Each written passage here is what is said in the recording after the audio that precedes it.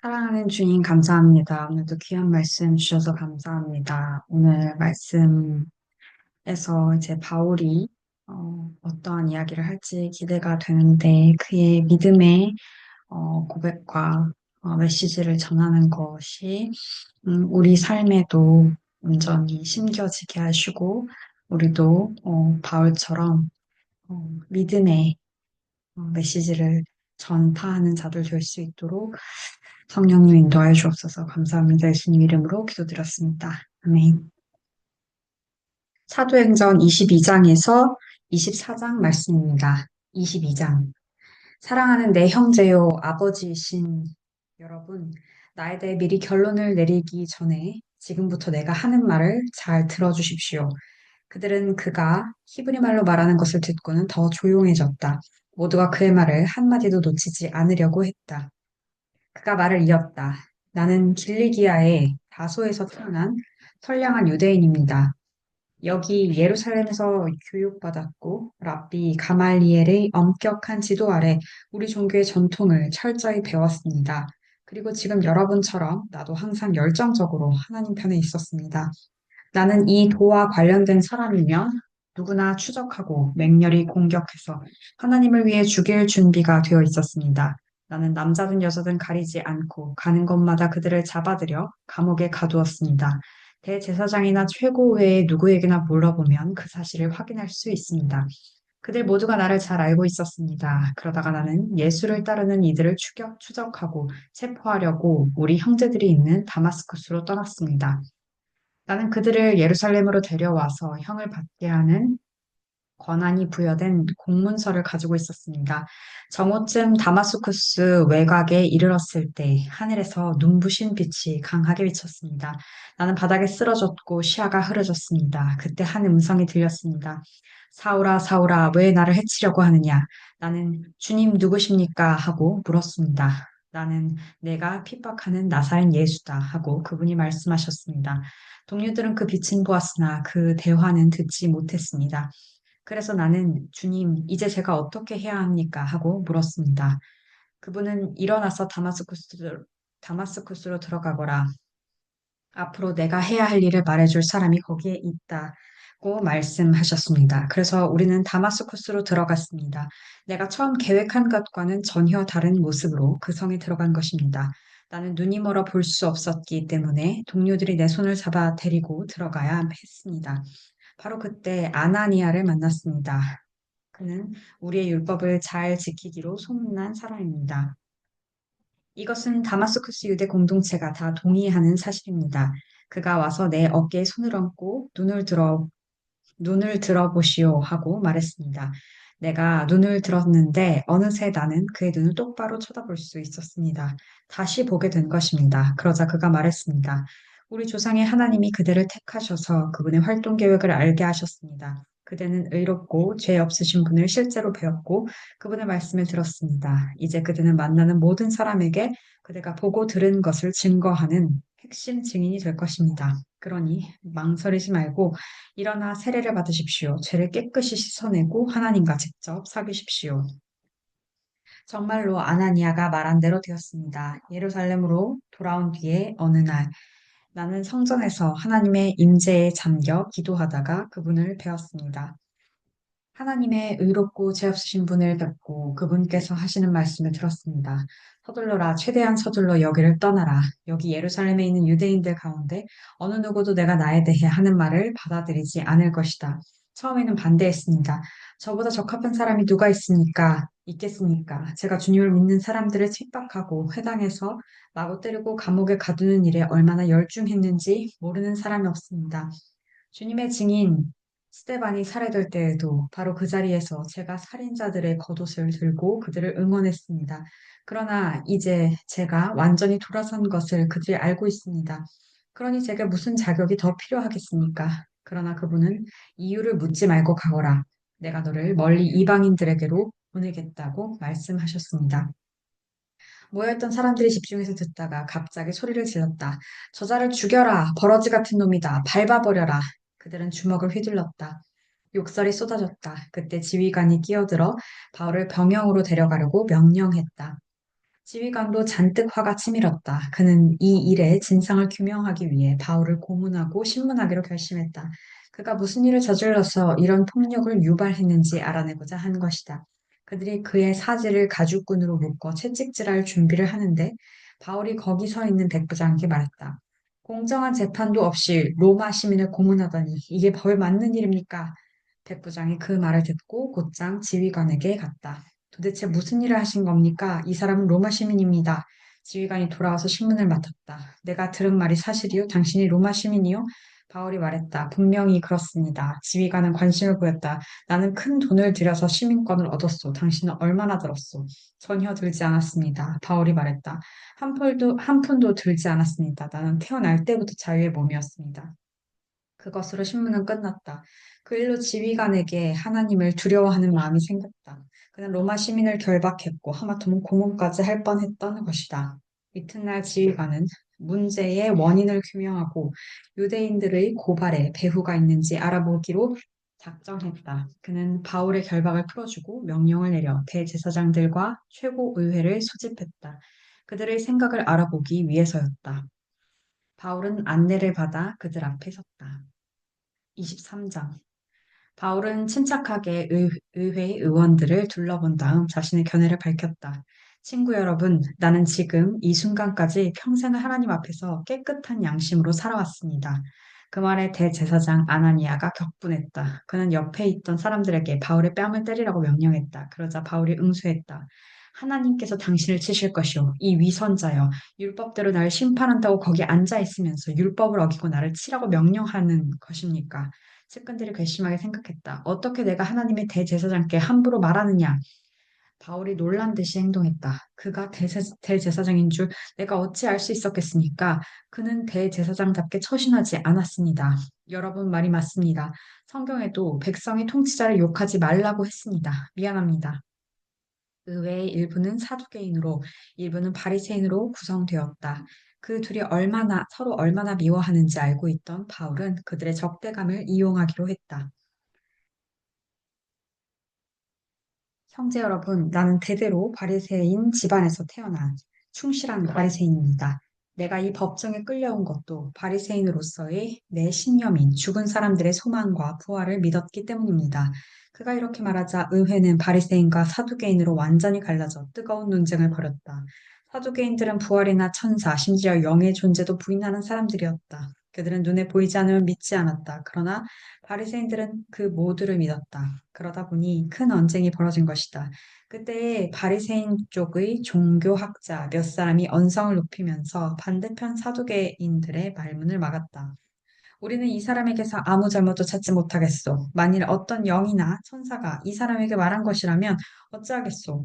행여 우리가 하나님을 대적해 싸우는 것이라면 어찌할 셈이요. 불에 기름을 끼얹은 격이었다.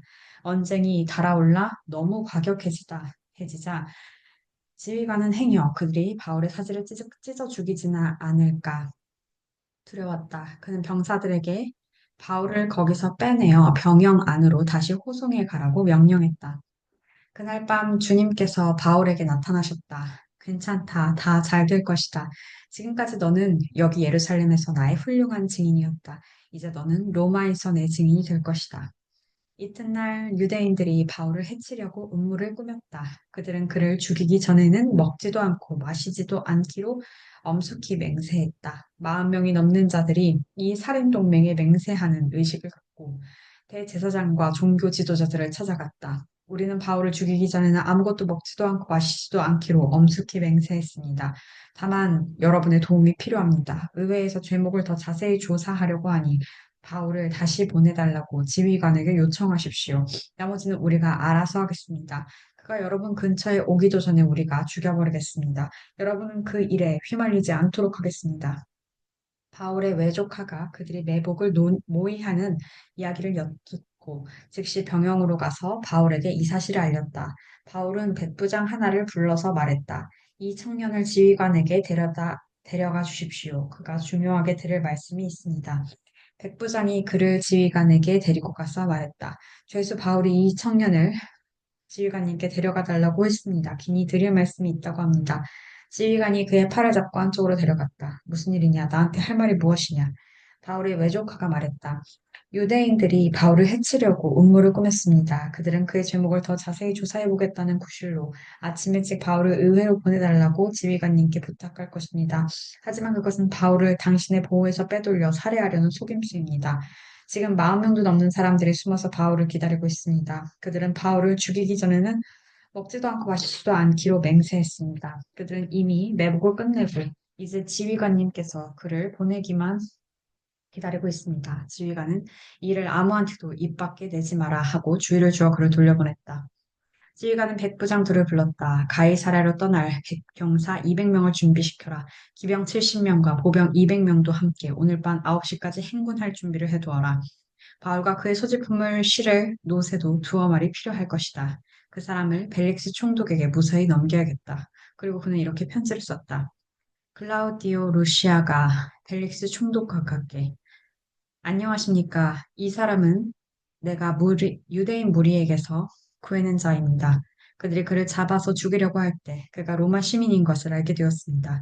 그래서 병사들을 보냈습니다. 그가 무슨 잘못을 저질렀는지 알고 싶어 그를 그들의 의회 앞에 세웠습니다. 알고 보니 자기들끼리 종교적인 문제로 이견이 있어 말다툼이 격화되었을 뿐 범죄와는 전혀 거리가 멀었습니다. 그러던 차 유대인들이 그를 살해하려는 음모를 꾸민 것을 알게 되었습니다. 나는 그의 안전을 위해 그를 여기서 급히 빼내는 것이 좋겠다고 판단했습니다. 그래서 그를 각하께 보냅니다. 그를 고발한 무리에게도 이제 그가 각하의 관할 하에 있다고 알리겠습니다. 그날 밤 병사들은 명령받은 대로 바울을 데리고 안드바드리아의 안드바드리에 안전한 곳으로 갔다. 이튿날 아침에 병사들은 기병대의 호송하에 바울을 가이사랴로 보내고 예루살렘 병영으로 돌아갔다. 이병대는 가이사랴에 들어가서 바울과 편지를 총독에게 인계했다. 편지를 다 읽은 총독은 바울에게 어느 지역 출신인지 물었고 길리기아라는 답을 들었다. 총독은 바울에게 그대를 고발하는 사람들이 오면 그대의 사건을 처리하겠소 하고 말했다. 총독은 바울을 헤롯 왕의 공관에 가두어 두라고 명령했다. 24장 닷새 후에 대제사장 아나니아가 지도자 대표단과 함께 법정 변호인 더둘로를 데리고 도착했다. 그들은 총독에게 바울을 고발하는 소송을 제기했다. 바울이 법정 앞에 불려 나오자 더둘로가 기소 발언을 했다. 델릭스 각하의 지혜롭고 너그러운 통치에 우리는 언제 어디서나 감사할 따름입니다. 우리가 이 모든 평화를 누리고 날마다 각하의 개혁으로 득을 보는 것은 오로지 각하 덕분임을 잘 알고 있습니다. 장황한 말로 각하를 피곤하게 하지 않겠습니다. 부디 넓으신 마음으로 제 말을 들어주십시오. 아주 간략히 아리겠습니다. 우리는 이 사람이 평화를 어지럽히고 온 세상에 있는 유대인들을 상대로 폭동을 선동하는 것을 여러 번 보았습니다. 그는 나사렛파라고 하는 선동적 분파의 주모자입니다. 그야말로 암적인 존재라 할 수 있습니다.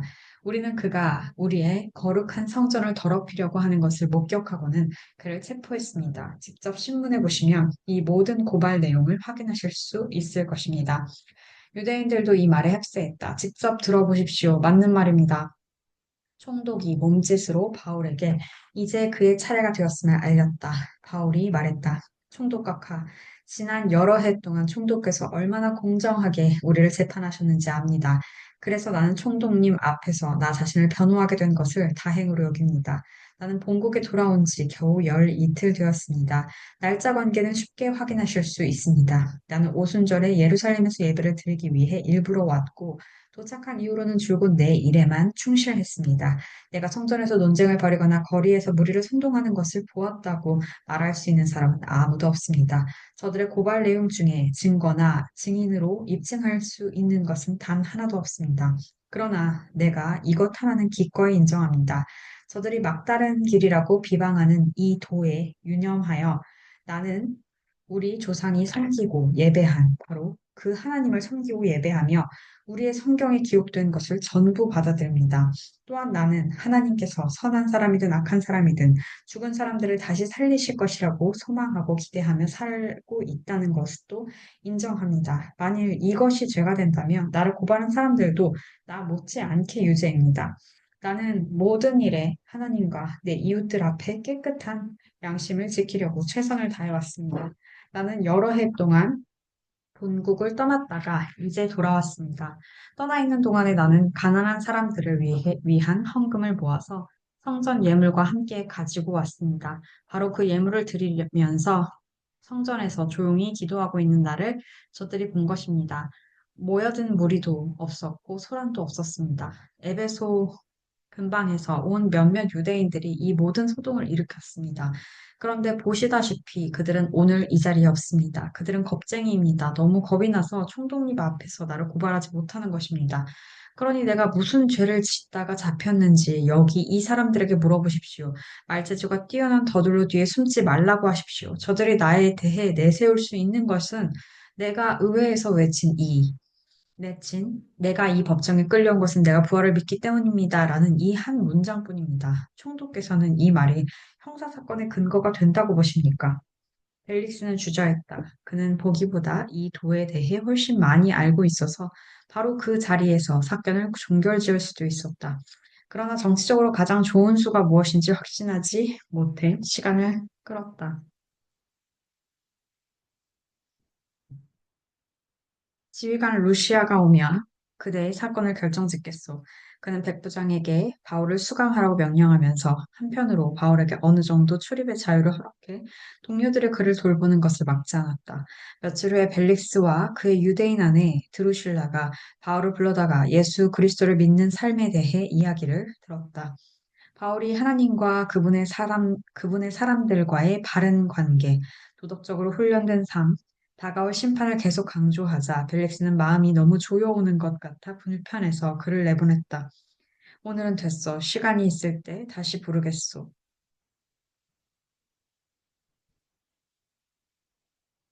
그는 바울이 자기에게 거액의 뇌물을 바치기를 은근히 바라고 있었다. 그 후에도 이런 대화가 자주 되풀이 되었다.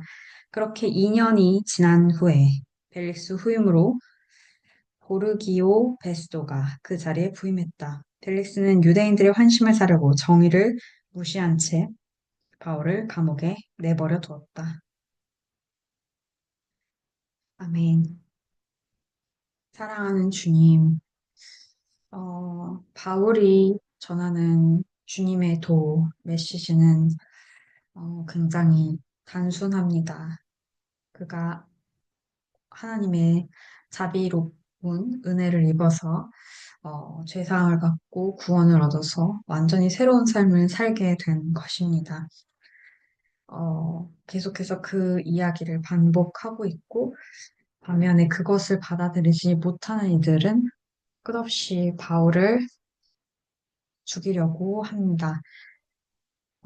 주님, 우리의 삶에서 이 도를 잘 믿고 따르고 있지만, 어, 또한 바울처럼 그렇게 확신을 가지고 이야기하고 그렇게 완전히 100% 순종하는 삶을 살고 있지는 못하고 있는 것 같습니다. 주님, 알면서도 행하지 않는 죄를 짓지 않게 하시고, 음, 하나님보다 다른 것을 더 귀하게 보고, 그래서 믿음의 행동을 하지 못하는 벨릭스 총독과 같은 자가 되지 않도록 우리의 삶을 지켜주시고 성령님 인도하여 주옵소서. 우리의 믿음을 더욱더 강하게 도와주세요. 감사합니다. 예수님 이름으로 기도드렸습니다. 아멘.